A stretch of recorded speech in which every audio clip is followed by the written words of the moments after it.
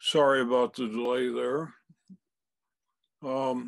This one slide shows probably as much of the railroad as you really need to see. It's a steam era 1954 Midwestern nickel plate. It's south or west central Indiana and east central Illinois. It's where I grew up as a kid after moving from Iowa. You can see in the picture that it's still a steam powered division. You can see it's double deck in the lower left corner. You can see the lower deck. The upper deck at this point is about 64 inches high, which is pretty high. It's ideal eye level for me because I'm a 6-footer. It's not ideal level if you're 5'6", but there's step stools around the railroad to let you see what's going on. This is the Greater Nickel Plate. The original main line ran across the top from Buffalo to Chicago. In 1922, they acquired a couple of railroads, Lake Erie and Western, which ran from Peoria to Sandusky on Lake Erie, and the Lake Erie, or the Toledo, St. Louis and Western, which ran from Toledo down to St. Louis. The western part, they didn't go any further west than that. There were a couple of north-south divisions that ran from Michigan City to Indianapolis and Fort Wayne down to Newcastle and that area. And then in 1949 over by Lake Erie, they picked up the Iron Cross, the Wheeling and Lake Erie, which got them down into the coal fields. And that was the Greater Nickel Plate in 1949. And this is the way the system stayed until 1964 when they merged into the Norfolk and Western. The red arrows at the left are the third subdivision of the St. Louis division of the nickel plate. And that's the part I've modeled from Frankfort, the red arrow on the right, to Charleston, the red arrow on the left. And the small red arrows below are all the towns that I've modeled. So you can see that I've got enough towns there that in a timetable and train order environment, I've got enough places for trains to meet and pass to keep it interesting so that you got a chance to have places for the local to work and places for trains to meet and pass under train orders or actual timetable schedule. What I actually was trying to do here was to resurrect this subdivision of the nickel plate, the third sub of the St. Louis division. I saw part of it as a kid. I lived along it from 1951 to 58 when I was a teenager. But I didn't have a car back in those days. So I only saw a little bit of it, mostly my hometown of Cayuga, Indiana. And I kind of wondered what the rest of it must have looked like. So I figured if I built Cayuga and it looked right, then if I built the rest of it equally accurately, I could actually build a time machine and go back in time and see what the rest of it must have actually looked like.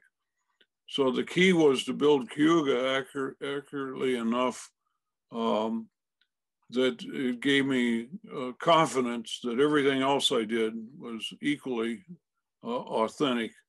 And that actually has worked out. So I was, in essence, building a time machine, and it really worked out. This is my hometown of Cayuga. In the summertime, I'd go down at night in that white interlocking tower. After my folks turned off the lights at night, I'd camp out in the backyard, and as soon as their bedroom light went off, boom, I'd go down to this tower. And there's an operator named Robinson. I have his telegraph key that was given to me by the daytime operator's daughter, Charlotte Schwab Miller. And I'd hang out in the tower. And the station there was a joint Chicago and Eastern Illinois CNEI nickel plate tower or depot.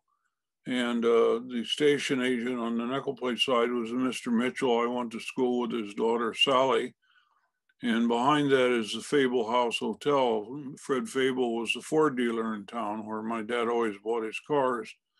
The only thing that remains in this picture is single track CNEI main line, now CSX. Nickel plate's gone, tower's gone, depot's gone. The Fable House Hotel's still there. And in the background, the post office is still there. So the nickel plate was pulled up in 1989 by the NNW, Norfolk Southern. But it's fun to model it. You couldn't actually run the CNEI freight like I've posed it here, because right beside that Monon boxcar is where the fascia is, but we can actually run a passenger train up to the depot, and then when nobody's looking, back into staging there, off to the right.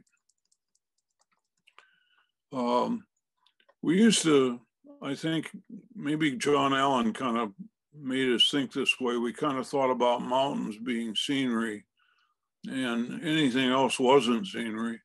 You guys grew up in New England, and New England has got a preponderance of beautiful scenery.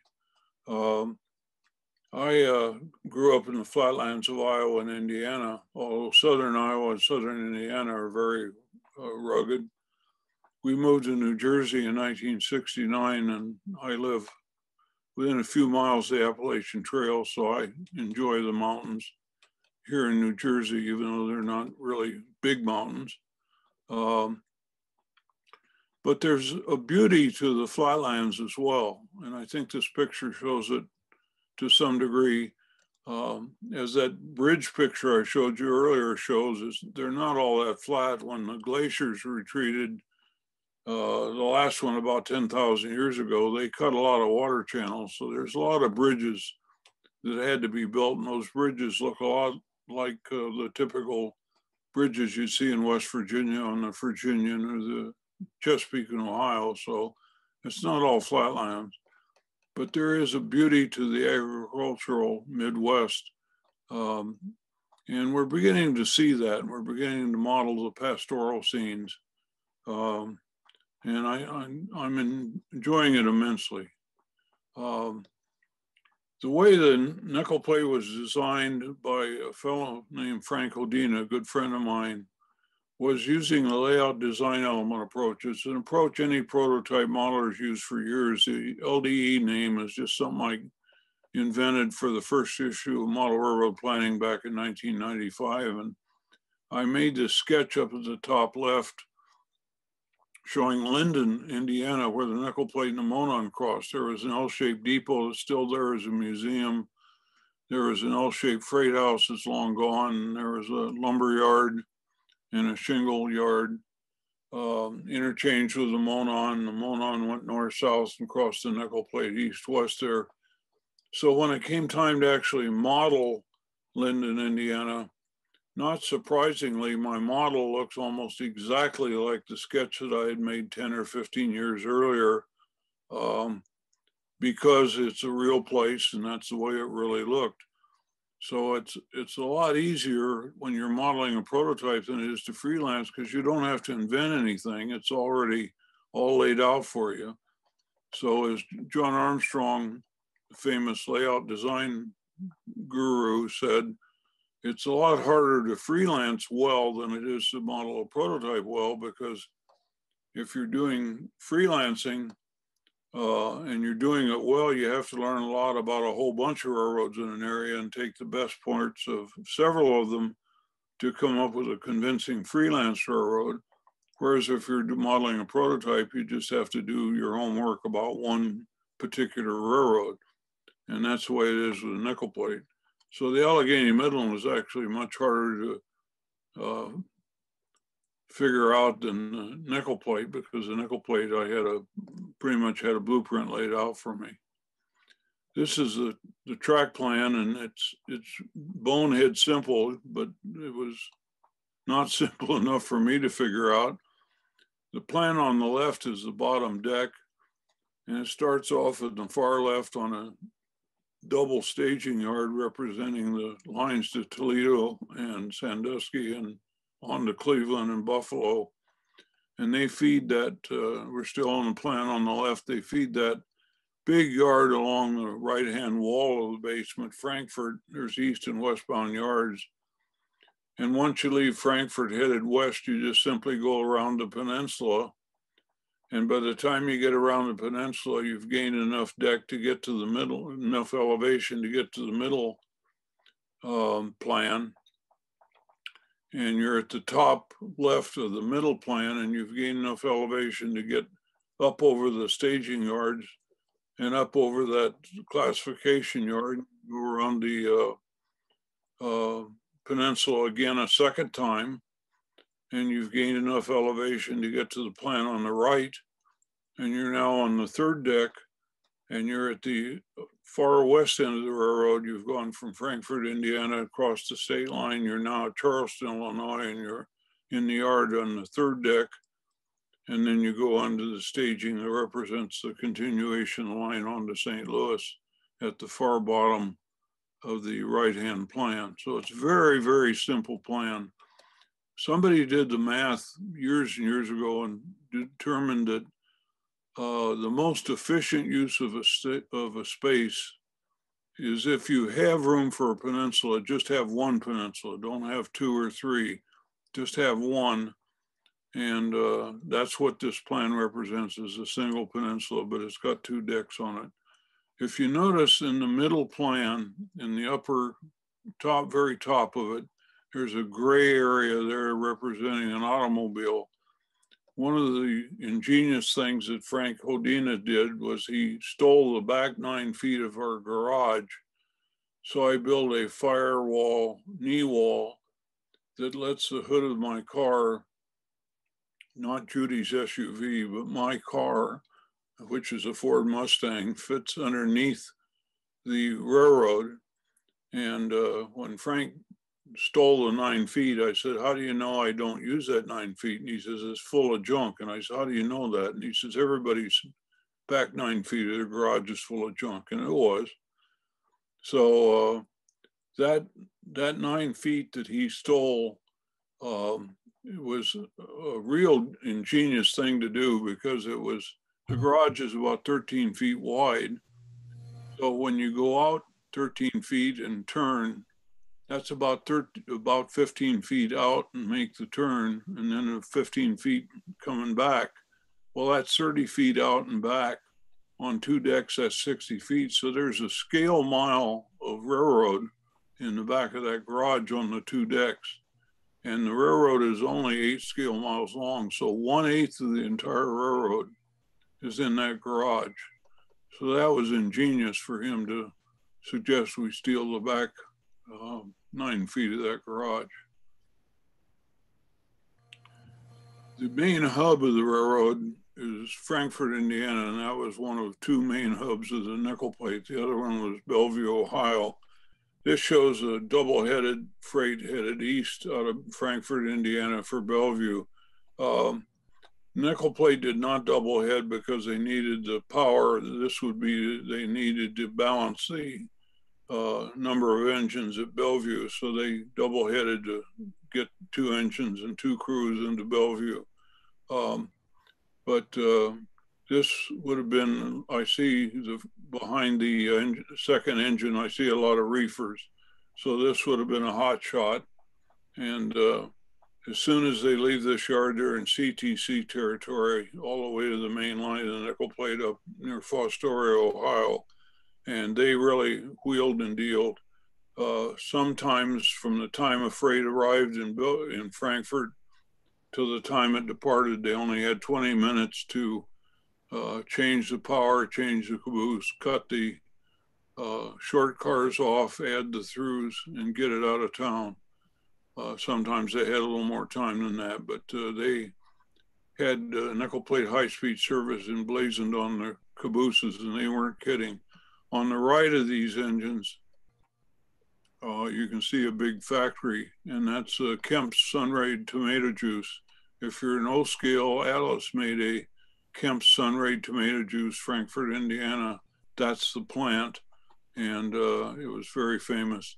On the left and behind the smoke, you can see a coal dock. That coal dock is still there. This yard is still used. And so far they haven't figured out, NS hadn't figured out a way to knock that coal dock down. Here's the same coal dock back in the good old days. This would be 1954, as late as possibly summer 1956. You can see steam, and steam ran west out of here until the summer of 54, but it ran east out of Frankfurt until the summer of 56. But you can see 3 RS3s in this picture, and those were delivered in August of 54, or in April of 54. Since I wanted to model the grain rush, which is a heavy traffic rush, and since steam came off in the summer of 1955, I misspoke a second ago, that means I would have to model the fall of 1954 if I wanted to model the steam-powered grain rush, and I wanted to model RS3s, which are my favorite hood unit. So that quickly gave me a time frame to model August, September, October, that time frame in 1954. And here's the same scene on my model railroad. Now, thank goodness for Photoshop. It was invented specifically to help model railroaders get rid of upper decks and photographs. The upper deck would be running right through the middle of that coal dock, but with Photoshop, you can very easily take it out. Now, is that a legitimate thing to do when you publish a photograph? Sure it is. The reason I say that is that when you're looking at the railroad and you're running the steam, your steam engine into or out of the yard, out of the engine terminal, you don't notice the upper deck. You're focused on what you're doing. Your peripheral vision doesn't take in everything. It looks specifically at what you're focused on. And there's no reason when we publish photographs that we can't do what your eyes and your brain automatically do for you by removing distractions. This is that same scene seen from above. I've modeled Frankfurt very accurately. It's shorter, of course, although from one end of Frankfurt Yard to the other is almost a scale mile, 60 feet, about 63 feet, in fact. You can see the roundhouse is 22 stalls. The prototype was 28. Walthers used their kit. They made their stalls 10 degrees apart, where the nickel plate stalls were only 7.5 degrees apart. But I wasn't about to scratch build a roundhouse. Building a kit was a big enough pain. But you can see Kemp's tomato juice plant there just beyond the roundhouse, and the coal dock in the background, and the engine terminal. So it's a very accurate model, which lets us do almost everything the nickel plate actually did in Frankfurt. You can also see on the upper deck above Frankfurt, you can see how it's set back so that it doesn't interfere with the work that we're doing in Frankfurt. Frankfurt had a superintendent's office right near the roundhouse, and in the lower story was where the dispatchers worked. And my dispatcher sits inside the blob at the end of the peninsula. There's a lot of room in there. I have a copy of an actual train sheet posted on the wall so they can see how the nickel plate dispatcher actually worked. And I got some blank copies of the nickel plate train dispatchers sheets.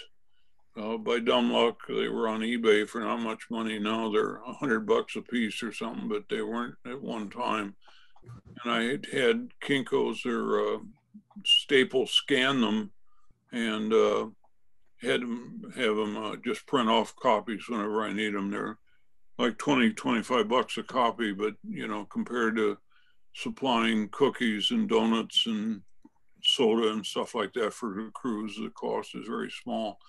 That book that's marked record that's sitting there on the desk is a modern version of the exact book that the dispatchers wrote their train orders in. It's the same size, it's exactly the same thing. I was very surprised to see that Staples still sell those books. They're like lab notebooks. Their pages are bound in them. They're just numbered and lined. That way, when the dispatcher writes a train order in there, it's a permanent record. They have to write them in ink.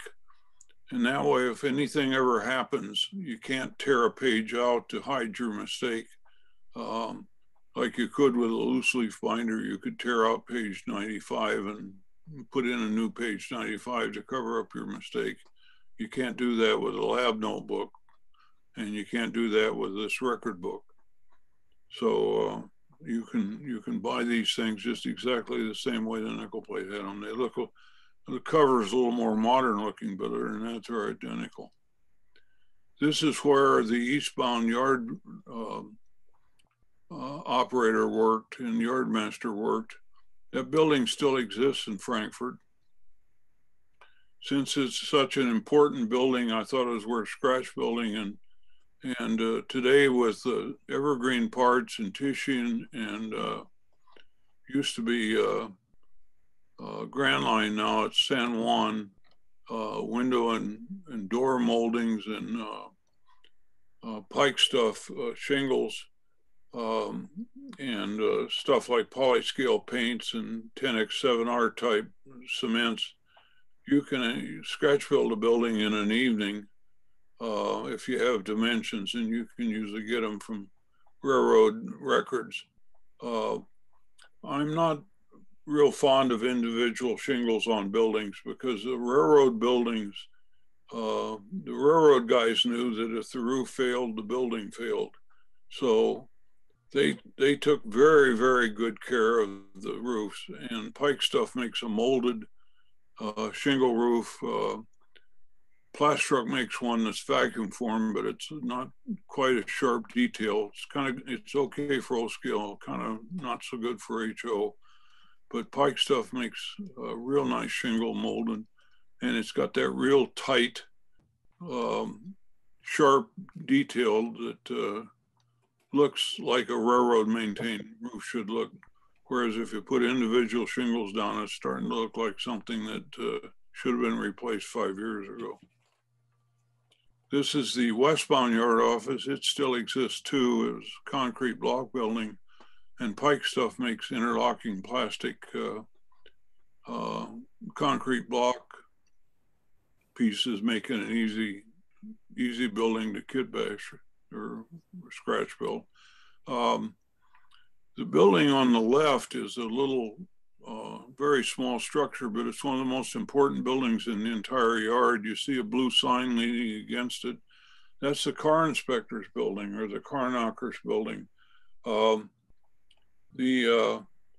car knocker or car inspector would inspect every car that came into the yard. And if there was a defect, he would mark that car, and it would have to be pulled out of the train and taken over to the RIP or repair and place track. And that means that that little building is an important industry, because you know as well as I do that a lot of your cars have problems that should be replaced, like a missing brake wheel, a broken stirrup step, maybe even a missing door, a missing ladder. And if you appoint somebody as a car inspector and give them a dental mirror so they can look on the other side of the car and have them really do a good job and make this the, an extra yard engine job, and they have to pull those defect cars out of the train and shove them on the RIP track, then suddenly your RIP track becomes an important industry on your railroad. And then between sessions, I have to repair those cars. And that includes like low couplers or anything, missing coupler springs, things like that. And then at the next session, those cars are flagged as ready to go again, and they're pulled back out of there. So your RIP track suddenly becomes a very busy, important industry on your railroad, all because of that little building. Downtown Frankfort, 1952, looked like this. There was a mailman named Jim Osler that a bank commissioned to photograph Frankfort. And fortunately, the guy was a bit of a rail fan and took some fantastic photographs like this one. And this is a picture of a couple of grain elevators, Allen elevator on the left and Frankfurt Feed and Grain on the right. And these are important buildings for me to model because they're industries that ship, but it turns out I also needed them as bookends for a bridge scene that you'll see in a minute. Scratch buildings like this, all these years later, I mean, obviously there's no plans, but usually you can find Sanborn fire insurance maps that'll give you the footprint of the building. So if you scale, use photo editing software like Photoshop, Elements, which is not expensive. You can probably find it used on eBay for 20 bucks, brand new for 100. You can flatten out the perspective on the end of that building on the left, for example, and blow it up to exactly 32 feet or whatever the Sanborn map said the width was. And you can come up with a scale building that's probably off a little bit in height, but not much, and come up with a good model of it. So once again, due to the materials that are available to us today from Evergreen, and a coat of red primer spray paint, and then the weathering materials that we have from, you know, the chalks and various things like that. You know, it can also be a one evening project real quick. And even that window at the top that's halfway open, Northeastern, has plastic windows that are half open just like that. So it becomes a very, very simple project to do. The building on the right, I had no idea what the track side of that building looked like, so I spent very little time on it. I just kit bashed a Walther's grain elevator and took a wild guess as to what it looked like, and it jammed up against the wall anyway. So it was, you know, a little bit less. Now, the photo at the lower right shows how the grain elevator, the red one, forms a bookend for the bridge scene on the upper deck. It's actually the middle deck here. The valance for the lower deck becomes the fascia for the upper deck or middle deck. And I combined the two of them together and solved a nasty problem that had me scratching my head for quite a number of years as to how to frame that bridge scene. But as it turns out, it works pretty well, because when you're working on the lower deck, you tend to focus on what you're doing there by the grain elevator. If you're running that Berkshire powered train across that bridge on the upper deck, you're not paying any attention to what's going on the lower deck. So fortunately, those grain elevators provided a real nice bookend for the lower deck scene. The big industry in Frankfurt was soybeans. And this plant is now operated by ADM, but it's still there. Those big tanks that are out in front of the plant were not there in the 1950s. This plant was built in the mid-40s. So I used a Walther's cement plant, and since it was up against the wall, I used the back half of the silos to extend the plant along the wall, and did some scratch building as well as kit bashing to create the various buildings I needed along the plant based on photos taken in the 1940s to make the powerhouse and the unloading sheds and stuff like that. One large industry is usually better than a bunch of small ones because you get a lot more utility out of it. In this case, you get to unload coal for the power plant. You get to load bean oil and tank cars. You get 2 tracks to unload soybeans from box cars. You got another track to load chicken feed into box cars. And you got another track to unload hexane, which is the solvent from tank cars. So you get all that utility out of one factory, so to speak. Now, if you're going to unload soybeans, you got to have evidence of soybeans somewhere.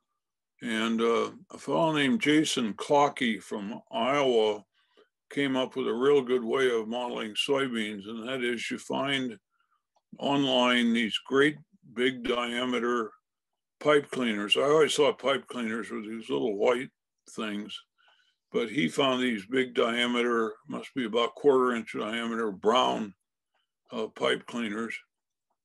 And if you soak them in hairspray and then dump Knock or Scenic Express leaf flakes on them, you get soybean rows. Now you got to remember back in the 50s, they planted soybeans very differently than they do today. If you see a soybean field today, it's just a carpet of beans. You don't see any distinct rows because they cultivate, which means weed fields chemically. But back then they had to cultivate the bean rows mechanically, which means they had to drive a tractor and a cultivator down between the rows. So the rows were very distinctively separate, and they were spaced based on the tractor tires and the cultivator tires and the heads that cut the weeds out. So beans were very, very neat rows, very precise, very geometrical. So that's the way you model soybeans. The corn in the background is JTT corn. On either side of the main line, I glue a 1/4 inch layer or so of foam. It's a accordion foam that you get at like Home Depot at $50. You get a big accordion fold sheets of foam, and I glue it on either side of the main line to raise the field up. And that creates ditches on either side of the main line, but it also lets you stick those JTT corn pieces, which are wire, down into the foam, and you just plant them by sticking them in. You don't have to glue them or anything. Then on the other side is a wheat field, which is just a ochre colored mat that I got from Scenic Express. And then the background is Scenic King from Canada. And they make continuous backgrounds that you can glue to the wall. And I know Bill Brown makes some other stuff like that. So there's a lot of options that you've got. This is corn from Bush, I think it is, and it's comes green. I sprayed it with an ochre color paint to make corn that's what they call fired. It's mature, and you plant it in rows, and it looks pretty good in a mature state there. One of the fellows up in your neck of the woods, Michael Shanahan, I think he's up near Boston somewhere, printed this photo in I think the Northeast region newspaper. And I thought I was impressed by that. I think those are JTT corn stalks. So I copied what he did. That's a GHQ tractor and wagon. So I built a GHQ tractor and wagon, but I used the JTT mature corn rather than the green corn. And for the corn stalks that are lying in the field there, I'm sure all of you, when you use super trees, have noticed you got to pick all those curlicue things out of the trees. We'll crush them up and dump them down on the field, and they look, you know, make the field look like it's where the extra leaves and that have been discarded. Actually, there probably should be some stubble sticking up, but that sounds all like work. Car shops and storage departments are another industry that we overlook quite a bit. In Frankfurt, the car shops there used to be narrow gauge car shops, I think. And so that car is going into, could go into the car shops. That little building is also storage department, so they get paint and grease and things like that come in there. These are industries you don't want to overlook. Same thing with the ash hoist there, where cinders are dumped into there. All these are opportunities to have car loadings in and out of a yard that you don't want to overlook in your railroad. When we think of the flatlands, we think of wide open spaces, but from the fascia you can see in the foreground to the photo backdrop is only 16 inches. And so you'll see in a minute, we're thinking even that's pretty generous. Thanks to photo backdrops, you can get a lot of mileage out of very narrow benchwork distances. Bill Darnaby has got 8-inch, 9-inch, 10-inch. This is about 10 inches wide here. And frankly, every inch that you make the benchwork wider means more time and money spent on scenery, and it also detracts from your aisle space. So why make it wider? I mean, I can't see anything that making this wider would have done other than make the photo nicer. And if you're worried about making the photo nicer, I could use Photoshop and extend the grass out to the right and make the photo look nicer. So, you know, why bother? And all that background stuff with the rest of the railroad and the fluorescent lights and all that, I could easily remove all that with Photoshop. So we're thinking maybe 8 inches is plenty wide between towns. A lot of guys are using electrostatic grass and it works very well. But if you're lazy or in a big hurry, Hecky makes wild grass, and it's spelled like I show it there at the bottom with 1 S.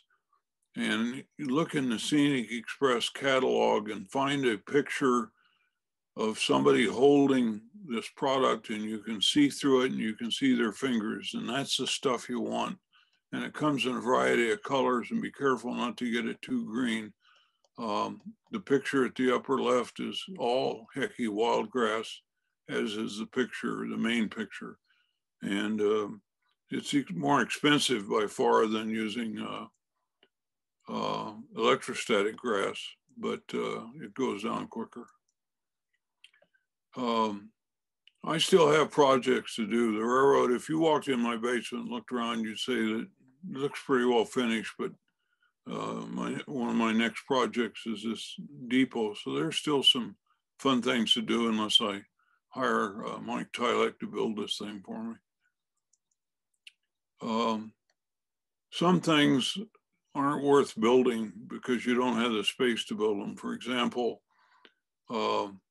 everything behind the tower is a photograph. And the way the photograph started out was like you see at the top. The depot is still there. It's painted white today. They saved it, thank goodness. That's a Peoria and Eastern depot. But I didn't want the caboose. I needed the windows restored. I needed the depot repainted. I needed a sign on the depot. I needed the grain elevator repainted orange. I needed the main line of the P&E restored. I needed a passing track in there. I needed 2 sidings by the grain elevator. I needed the passenger platform instead of the caboose there. I needed a parking lot. I needed to get rid of the modern Ford pickup at the right. Those are all things you can do with Photoshop, as you can see in the lower picture. And they're not real hard to do at all. You can see here that what I did was I took the original picture, I found a picture with 2 sidings in it, and I then erased everything except the 2 sidings that I wanted, and I imported them. I found a picture looking right down the main line with a siding, but the siding and everything was pretty weedy, so I used the clone tool to take the ballast that you can see at the foreground in the lower left picture to improve the looks of the main line. and erased everything else in the picture except the siding and the main line. And I moved the siding and main line into the picture. I moved the two spurs by the grain elevator into the picture. I adjusted the perspective. Then I got a sample of the orange paint, and I used the paintbrush tool to repaint the grain elevator and restore the windows. And I used the paintbrush tool to repaint the depot, and I could draw in the muttons in the windows. I found a sign on a tower in another photograph, and I put it on the building.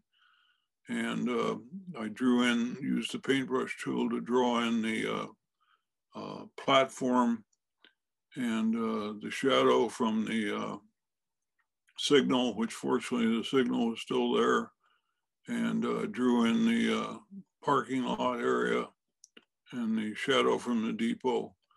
So it wasn't too hard to get the pieces that I wanted in there and change the perspective of the picture just a little bit. You can do that with a thing called the skew tool, and came together, and I got the picture right, bottom right. So these are all things you can do in Photoshop. And I never had a class in Photoshop. It's just something you can learn to play with. Now, there's a catch, and that is that it looks great when you look at it from eye level, but when you look at it from any other angle, it looks weird.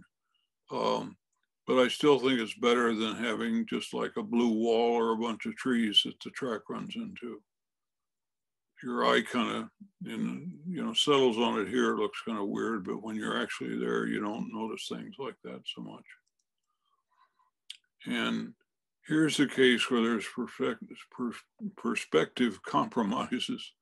When you're looking down the street, like that street with a white line down it, you want the perspective, but when the building is parallel to the tracks, you don't want any perspective at all because it's parallel to the tracks, and any perspective would look weird.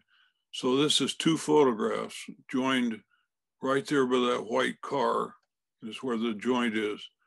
The one photograph with the lumberyard sign on it was taken standing right beside the building, flat on. And the other photograph was taken standing in the middle of the street, looking down that street. So you join them at the corner, and that allows you to have the best of both worlds. This is the first photograph I ever did in Photoshop. I had the photograph at the lower right, and I needed a backdrop with the highway bridge and the river, but I didn't want the railroad bridge in the photograph because I modeled the railroad bridge, but I didn't want to model the highway bridge because one, it'd be very expensive to model a 4-span highway bridge of that type, and two, it would cast a shadow on the backdrop. So this is why I bought Photoshop Elements and learned how to use it.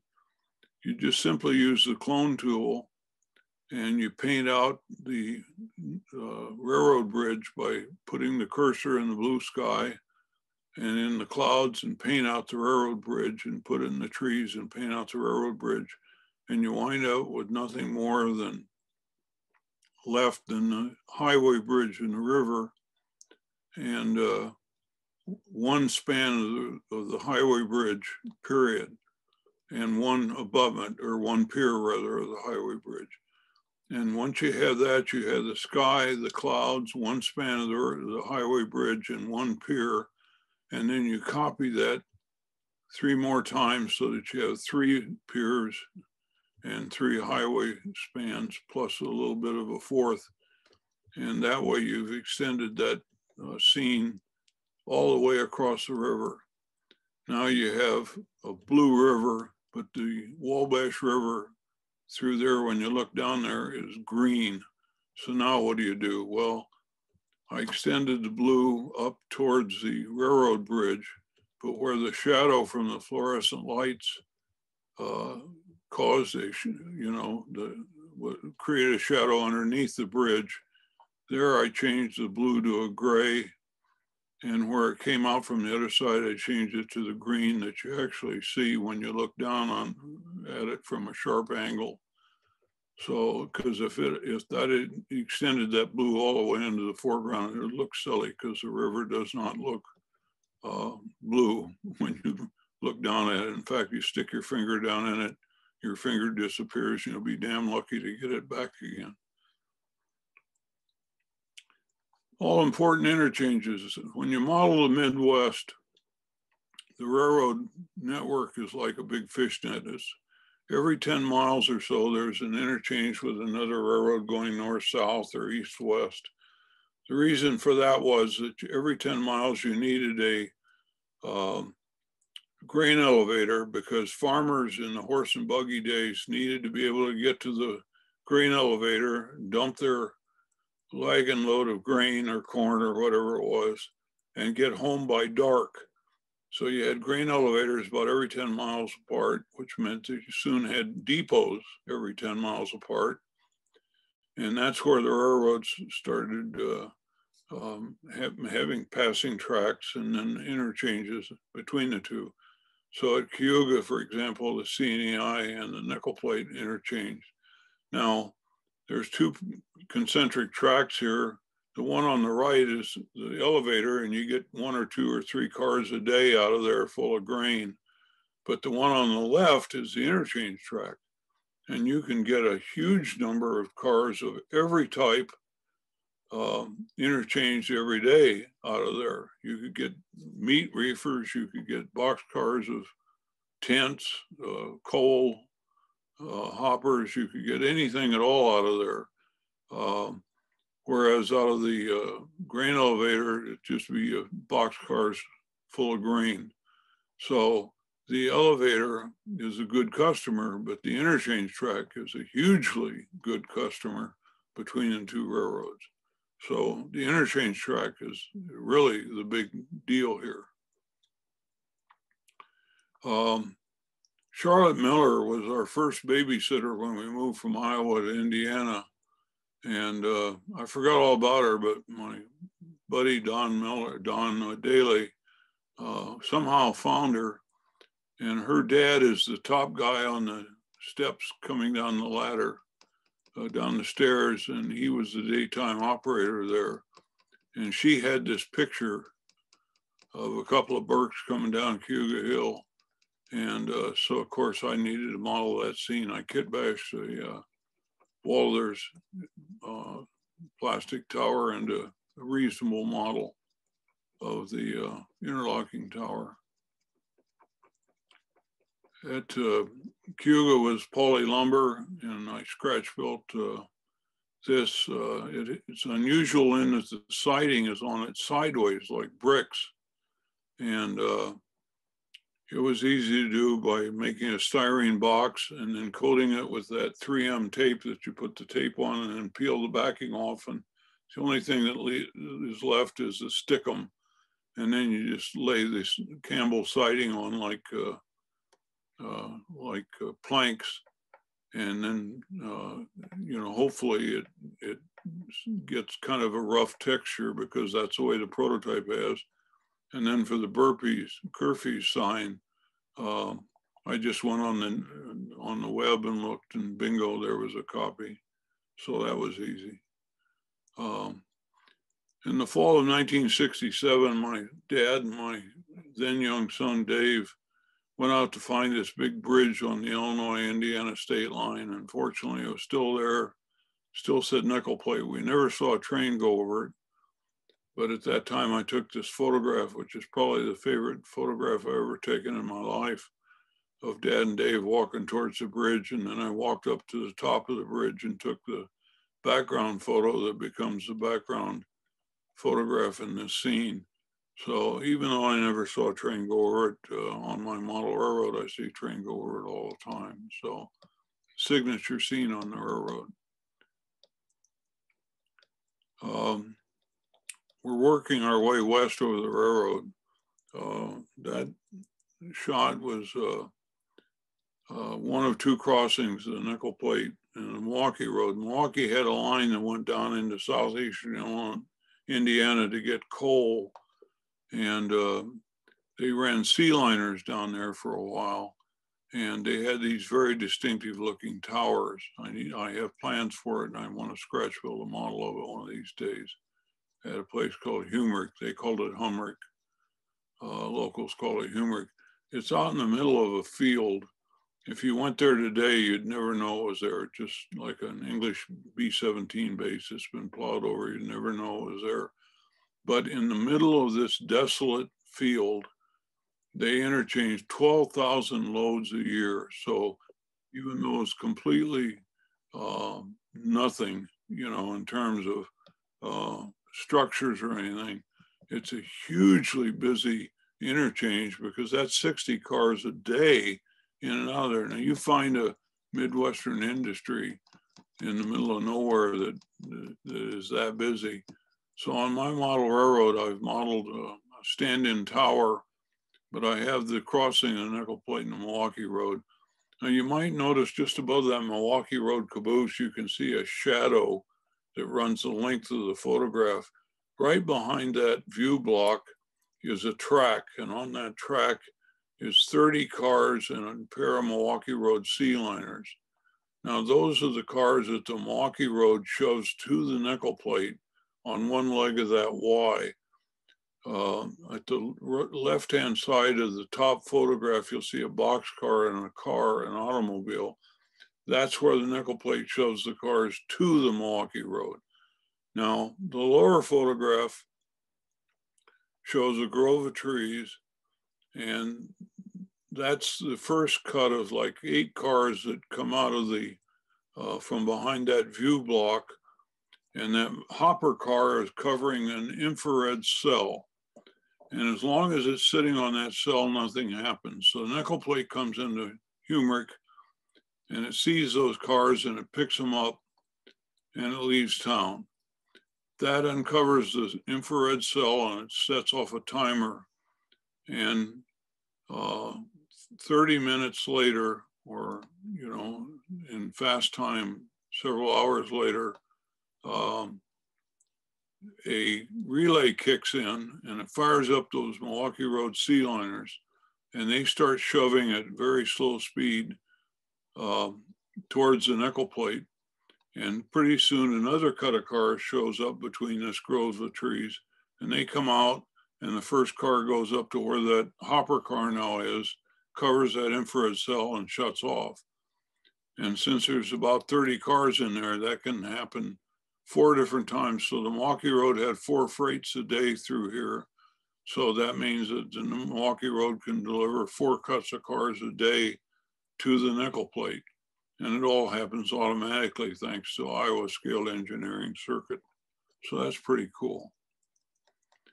The next town along the line is Metcalfe, Illinois, where the nickel plate and the B&O cross. Today it's the Eastern Illinois short line and the B&O. Most of the nickel plate's been abandoned, but there's little pieces of it that are still there. CSX still operates the B&O. That grain elevator is still there. It wasn't orange or yellow back in those days. This is Metcalfe, the way I've modeled it. Originally, I had some big corn silos because they couldn't get the small ones as shown at the upper left. Now, if you look at the lower right, Resin Car Works makes the correct grain elevators. I've got them in there. Originally, I had 2 depots there, but Randy Law from Boyce, a lot of you may know him, models the Rutland. He's from Vermont. He scratch built the correct depot for me. Little piece by piece by piece, as I get better information, towns are being made more and more accurate as I go. This is the photograph I had from a local hometown history that somebody did. We went to the National Archives Annex in College Park, Maryland, and I found this drawing of the depot. So we're picking up information bit by bit and making things more accurate. The grain elevator, this is the only picture of it I've ever seen. It's not the track side, so I really don't know what it looked like over there. So I kit bashed 3 Walters kits to make it look reasonably close to what I think the trackside looked like. If somebody comes up with a better photograph, I'll start over. Metcalfe and Linden, we were just looking at Metcalfe, and below it is the town of Linden that we looked at earlier, are vertically paired towns in that they're offset so that the crews working there don't work at the same place at the same time. The main work center in Metcalfe is at the west end of town to the left, and the lower deck, the main work center in Linden, is at the east end of town. So even if crews are working at both ends, both towns at the same time, they don't really trip over each other. Next town along the line as we go west is Oakland, Illinois. The green arrow shows a lumber yard that's still there, so I was able to get photographs of that. The blue arrows show depots. The Pennsylvania depot is the arrow on the left. It's in a park, so I was able to get information about it. I haven't scratch built it yet, but I've got all the data. The nickel plate depot is now somebody's residence. I tracked them down, knocked on the door, and it was covered with aluminum siding. I asked the woman as politely as I could if I could peel off the siding so I could get a better look at it, and she introduced me to her German Shepherd named Blitzkrieg, and that was the end of that conversation. The red arrows are on the left, a grain elevator is gone, no idea. The 2 arrows on the right are Johnson's Oil and Standard Oil. No idea what those look like, except that most oil companies are pretty standard. The nickel plate depot that I couldn't find anything about, I finally got one photograph.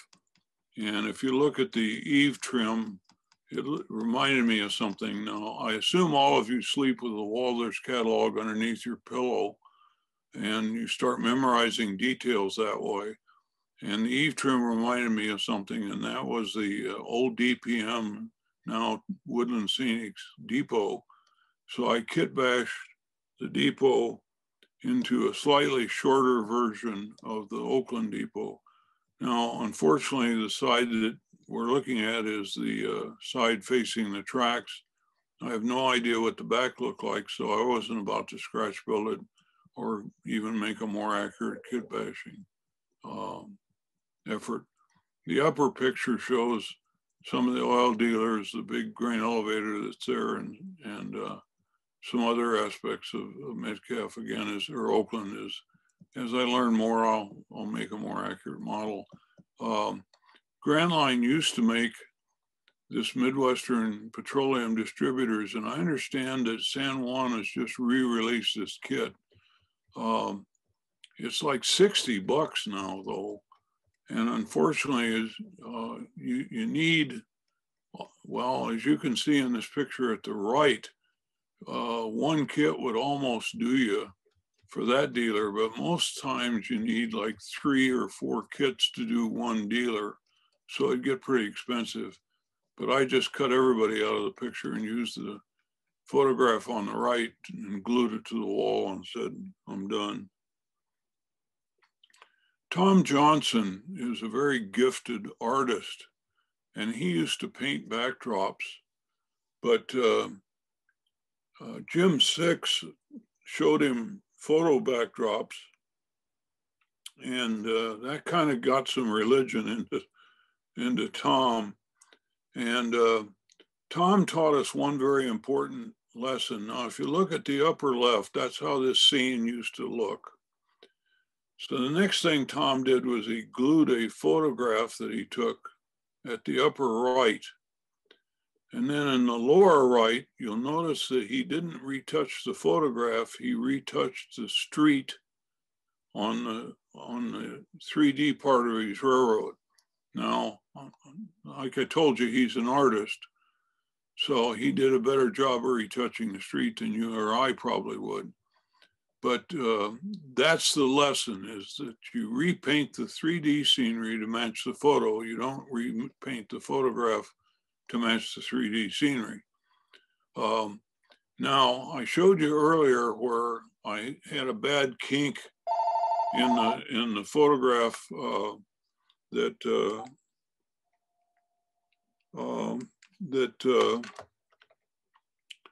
was a result of the railroad running into the backdrop. But if it's a road where it runs into the backdrop, you don't get a kink. It kind of curves, and you can see that at the lower right. And I'll show you some other examples of that kind of thing. Here it is where I have a road that's running in at 45 degrees into the backdrop. And I worried about whether I should have stood at some angle and taken the photograph. Well, you don't want to do that. No matter what angle your road or railroad runs into the backdrop,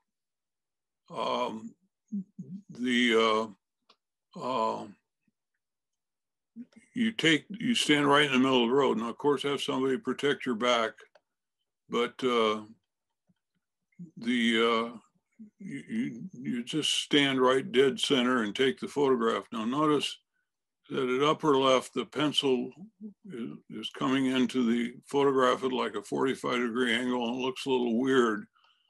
But if you stand and sight down the photograph at the angle that your road's intersecting the backdrop, it looks perfect. And when you build the model and look down the road, it looks absolutely perfect. So again, you don't compensate when you're taking the backdrop photographs. You just take it as though you're without any regard for the angle, and let it correct later. Tom also did I just inherited a dog. Tom also did another very clever trick, and that was he went to Silflor, and they make a leaf material that you're supposed to stretch out and use like vines or something. But Tom, always inventive, said, well, wait a minute, those leaves on there look pretty good. I think I'll just scrape them and rub them off. And that's what he did. And he then used those individual leaves to put in on the roof and on the road, as you see in the bottom photograph. And I don't think I've ever seen anybody do something like that. And it's just absolutely fabulous. I need to get off my duff and get some of that done. It's just absolutely stunning. You might also notice the right beside that station wagon, the rust effects on that Farmer Texaco sign, and he built those soda machines, soft drink machines, out of blocks of styrene and photographs. The guy is just unbelievably creative. He moved from north central Indiana down to Florida, and he's got a new railroad in the works. I hope we can feature model railroad planning one day soon. Senior King photo backdrop kits, they used to make, and probably still do, 8.5 by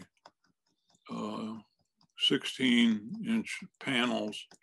And that's what you see here in my backdrop.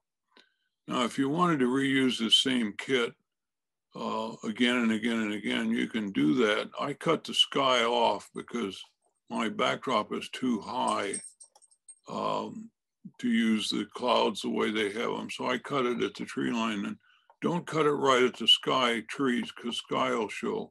Cut down into the trees.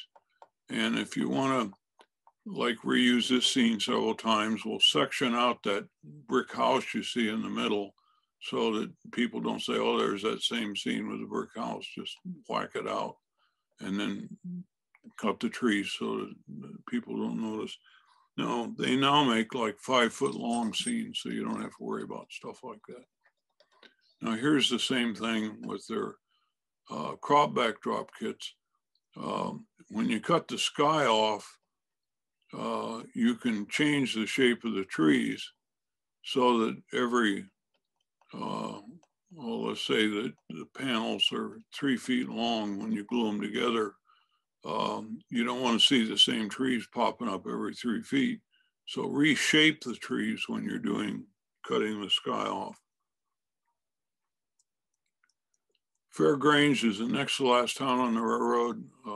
Here's a silly mistake that we shouldn't make today in the digital age. Back in the film days, you were careful with film, and I photographed the sunny side of the grain elevator at Fairgrange, which was a track side, thinking I was smart. But the track side faces the backdrop, and that's not the side you see on the railroad. And the backside, today with digital cameras, we just walk around there and open up and blast away, but I didn't do that. So I don't know what the other side looks like. Very silly mistake. I will add a lot more detail to this, but I sure wish I'd have been smarter back then. This is the other division point on the railroad. And there's the depot is still there. It was a pet shop last time I looked. The freight house is still there. It's part of a lumber yard. The big 4 tower where the nickel plate crossed is long gone.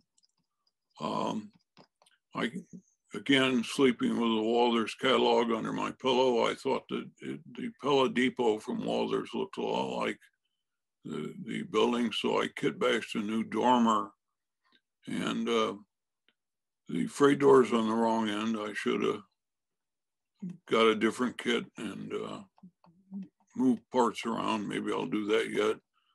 Walters makes a Water Street freight house, and I used that as a basis, the long part of it with City Classics.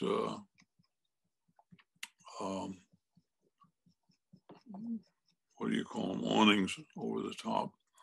I'm not a Facebook person. I go out of my way not to use Facebook, but that's sometimes my loss. Somebody pointed out there was a Cloverleaf Facebook group, and the first picture I saw on Facebook was this one. And I immediately knew what I was looking at. Right next to the depot in Charleston was the Maple Hotel. And here was this picture of the Maple Hotel. And I'd been killing to get a picture of that hotel. And I had the footprint of it from a Sanborn Fire Insurance map. And again, if you sleep with the Walters catalog on your pillow, you know that that's going to look a lot like a typical pike stuff, or one of those kits that you can very quickly find in the Walters catalog. So I kit bashed it out of those parts and came reasonably close. And it now has a home right next to the depot where it belongs. Don't overlook the German kits. The yard office in Charleston, YD, there's a telegraph sign, always struck me as kind of having a foreign look to it. And I thumbed through the Walters catalog and I found this Model Power, I think it's a Keebry kit. And by cutting off the top story and discarding the roof and all the filigree, and it's 4 windows long, so I sectioned out the middle window. I was able to come pretty close to the, back up, come pretty close to the prototype with a fire escape, or I don't mean a fire escape, but a snow kind of a snow landing up there on the second story and that. So it came out to be a pretty nice building after all. So don't overlook those. This is Charleston. Charleston's 68.5 inches high.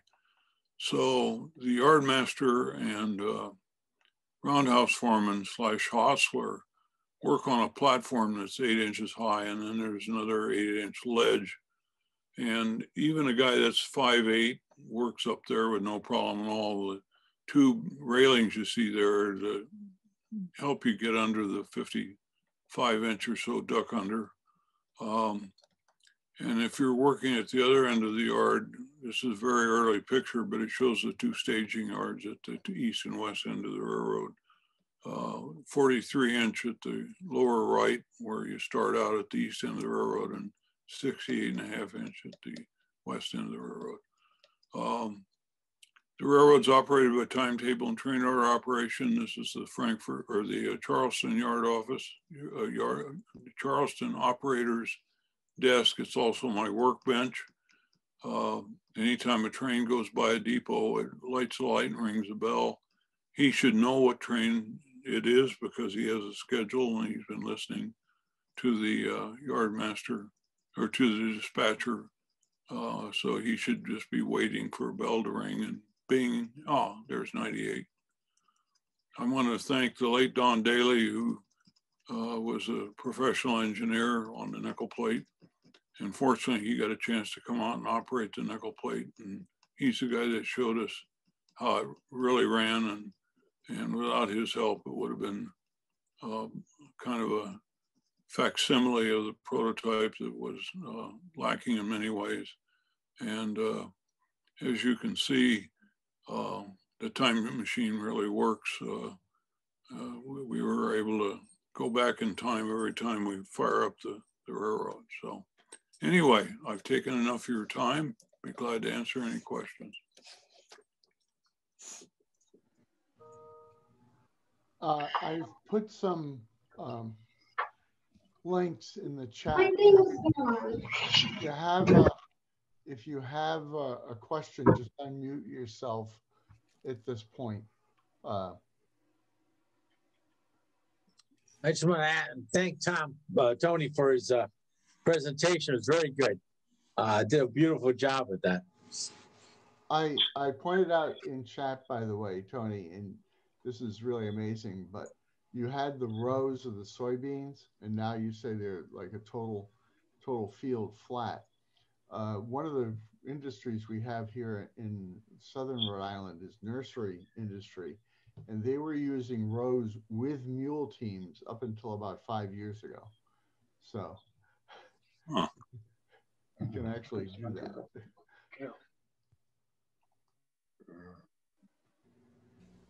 Other questions?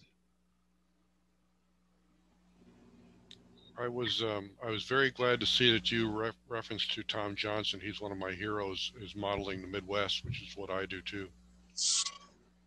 Tom is something else. I went out with Bill Darnaby and Perry Squire. We stopped by to visit Tom a decade or more ago, and very talented guy. Indeed. Any other questions, thoughts, comments?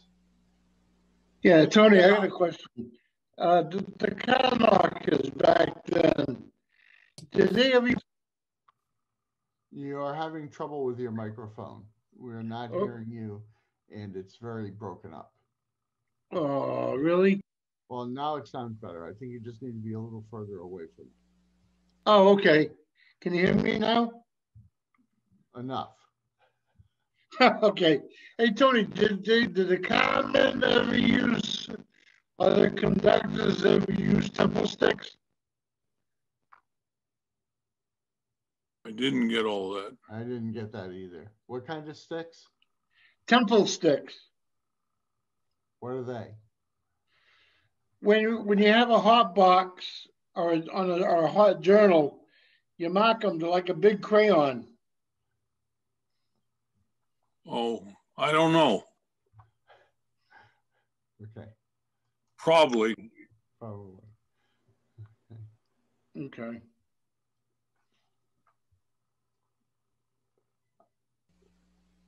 As I said, I put links for the Scenery Express, Hecky grass, the Pike Stuff concrete blocks, a software program like Photoshop, and the electronics. You said you use Iowa scaled electronics.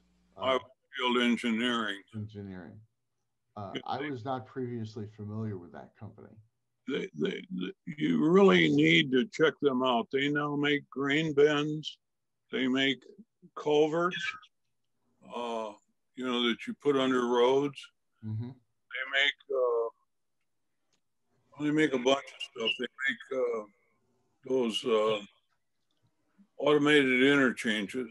Mm-hmm. They make a product that they've kind of discontinued. I'm trying to get them to do called interlocking in a box. And that is that if you have two railroads crossing each other, if they both operate, or one of them is dummy like mine, you can actually program in the dummy railroad's schedule. And so like if my nickel plate's flying along the railroad and it comes up to the Monon and it's 10 o'clock in the morning and the Monon's got a freight due, if the nickel plate hasn't gotten in the interlocking plant yet, the interlocking in a box will knock down the nickel plate's home signals to red and hold it for 10 minutes, simulating the crossing of a Monon freight passenger train. So, you know, the nickel plate doesn't get a free shot over the whole railroad. So, you know, they're doing some very clever things. They also discovered that Kalmbach is no longer maintaining their magazine index. And the NMRA now has a magazine index. But Iowa Skilled Engineering now has gone into this and dug into it pretty deeply. And they're now resurrecting a magazine index. So you're trying to find something that, you know, where was that article? There's a guy named Michael Peterson's the main mover and shaker. Now, one of the main products they make is a product called Proto Throttle. And you hold it in your hand and it's like a Jeep throttle. It looks like one, it's got all the controls like one. And it's expensive. I mean, it's not a $100 item. It's pretty expensive. But it actually works with all the controls like an EMD throttle. So Iowa Skilled Engineering is something everybody ought to check out their website because they really are at the top end of the innovation right now. I am going to share a screen of that proto. Okay, I'm going to shut down your PowerPoint at this point.